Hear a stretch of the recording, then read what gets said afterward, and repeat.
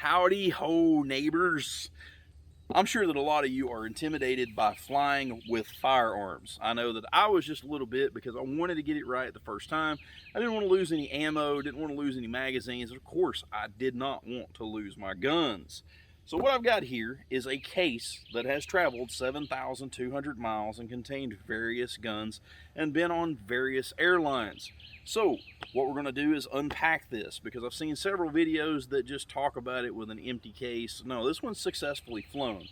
Of course, this is June of 2021. Things may change a little bit if you're watching this in the future. So let's go ahead and jump into this, unpack this thing, and show you how to successfully fly. All right, so first thing, TSA requires that you have a lock in every hasp. Now this case is just a little extreme because it has 6. Now that's no big deal because they are not going to penalize you for that. I know one guy was like, wow, that's a lot of locks, nobody's going to get in that. Another guy said I could probably do without this one, and the corresponding one on the other side. But hey, I'm not going to worry about it. These are not TSA locks. These are standard master locks. And of course, I buy and sell properties. So when I buy locks, I will seriously stand there at Lowe's or whatever retailer, and I'll grab 2 or 3 packs of like numbered locks. That way I only have one key. That way my key ring isn't the size of yo mama. Of course, yo mama may not be big, and she was probably a nice lady. But anyway, this is how I live my life. Such a simple key ring. So let's open this thing up. Now the first thing that I'm going to do is peel off the little barcode that they have to scan, because I don't want in the future those guys to just be like beep, beep, beep, because you got barcodes all over it. We're going to try to avoid that. So we'll pitch that thing right there on the tailgate. Of course, we got to make these locks disappear. That was magic. So let's open this thing up, and of course we'll give you a look as to what's inside of it, why we did what we did, and how we did it. Now, this right here is an inspection sheet, and this right here is something that you sign the back of it that simply says firearms are unloaded. This is you signing away the fact that your firearm has an accidental discharge in the cargo hold. It takes all liability away from the airline, so you better make sure you get it right. And now this one, when I flew out of DFW, I actually had to go into a locked room in the back of this little dingy dark place, and the dude made me open it up, and he wound up taking a piece of paper and going around all of the edges and put it into, I guess, some kind of gas spectrometer or something like that, and checked for explosives. Now, I didn't have anything to worry about. I was just hoping that my guns didn't have any residue that might flag that thing. So let's go ahead and look at what we've got here.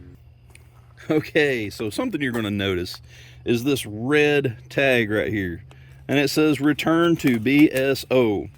That is Baggage Service Office. You're going to have to show your identification to pick this up. With the exception of Kalispell, I had to show identification to pick this up. Now Kalispell, this thing just dropped right out with all of the other stuff, and it was hilarious. Here you got 3 rifle cases. It was Jay Presty was just up there, me and my brother-in-law, and here come all of our rifle cases just around with all the luggage, and that was hilarious. But everywhere else, this means Baggage Service Office, and you do have to show ID. Let me just tell you something funny about this tag. When I flew into DFW, I was at B30. That was my pickup terminal. And man, that guy put me through the ringer. Now, it wasn't legal trouble, but it was bad, okay? I showed up, had my license in my hand, and I told the guy, I said, I've got guns coming. I have a package. And the guy he says, okay, you wait a minute. So I stood there and I waited a minute, and I smelled the worst flatulence I have ever smelled. Oh, it was bad. I swear, something was in him was dead. So I'm standing there and I'm standing there and I'm standing there and I'm watching that conveyor belt. You know, I want out of this fart cloud. So nothing ever came. And the guy says, "Sir, your package." And I looked, and he kicks it out from behind his desk. Dude farted on me and made me stand in it for like freaking forever. Of course, I got my license, showed it to him, and got out of there. So now, how did I pack this thing? We'll start with ammo. Now, the ammo is just factory style boxes. So these factory style boxes, they have deemed that a primer won't accidentally get punched. You cannot leave ammunition in your magazine. Ammunition in your magazine will likely get you in, well, get it confiscated at least, because they're afraid that the primers will punch, these things will start popping off underneath the plane, and or if someone gets a hold of your baggage, it's really easy to just drop a mag in and go ahead and shoot the place up. So having to load the mag is an extra step. Of course, like I said, I had everything in factory style cases. So don't need to open these up. You know what that is. Now, as for my guns, I had an AR, and you may ask why I have Crown Royal bags.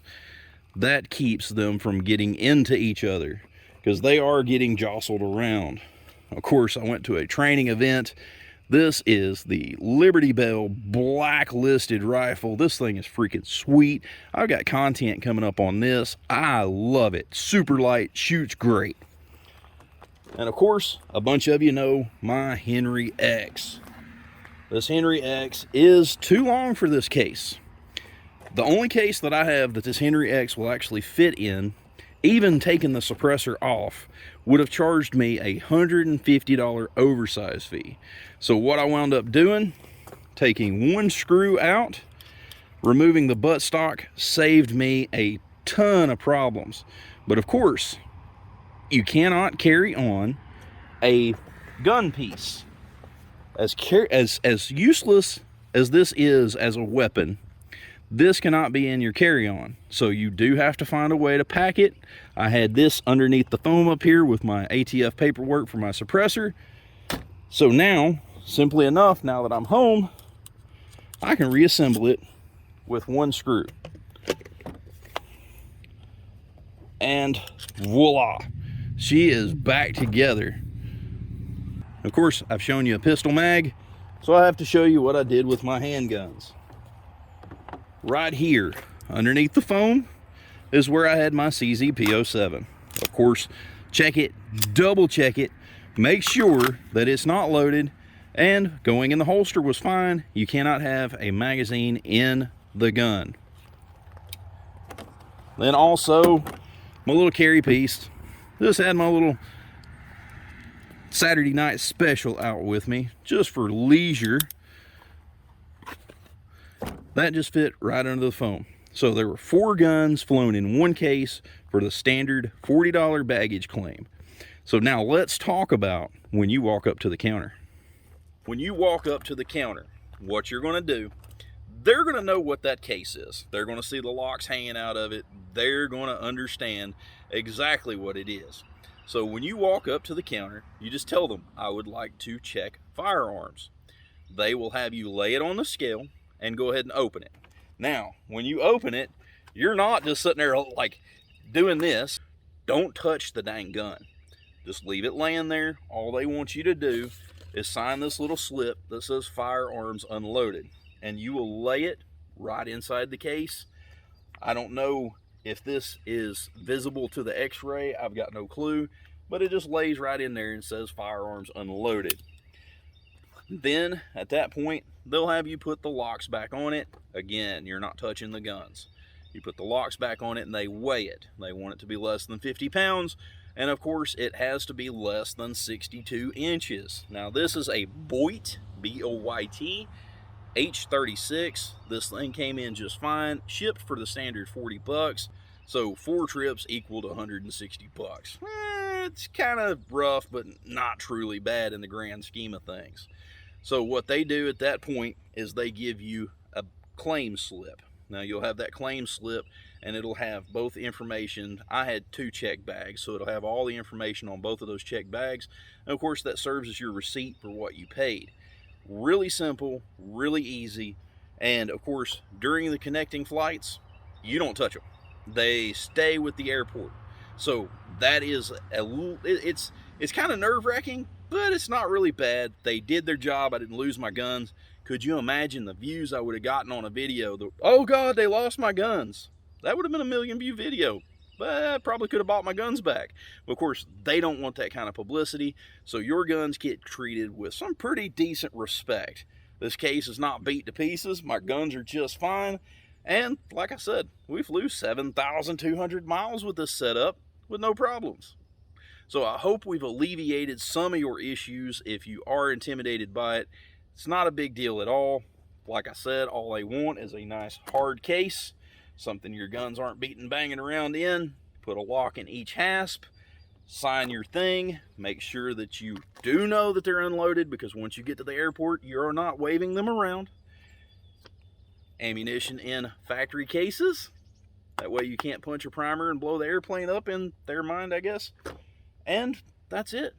So, hope you enjoyed the video. Hope you have a wonderful day. We'll see you next time, and I love you.